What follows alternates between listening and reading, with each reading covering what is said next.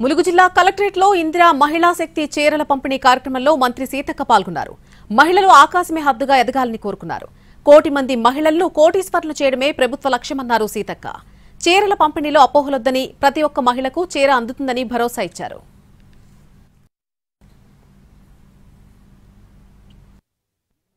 ఈ సృష్టికి మూలం అమ్మ.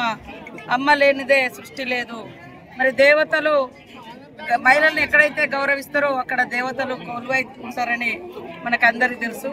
కాబట్టి ఈ ప్రభుత్వం రేవంత్ రెడ్డి గారు, ముఖ్యమంత్రి రేవంత్ రెడ్డి గారు మహిళలను గౌరవించాలి, మహిళల్ని కాపాడాలి, మహిళలను ఆర్థికంగా ఎదిగించే విధంగా సపోర్ట్ చేయాలనే లక్ష్యంతో మా గవర్నమెంట్ వచ్చిన నాటి నుంచి మహిళలకు వడ్డీ లేని రుణాలు, అదే కాకుండా మరి ఇన్సూరెన్స్లు, కాబట్టి మహిళా ఉన్నతి తెలంగాణ ప్రగతి ఈ రకంగా ఒక కాన్సెప్ట్తో ముందుకెళ్తున్నాం.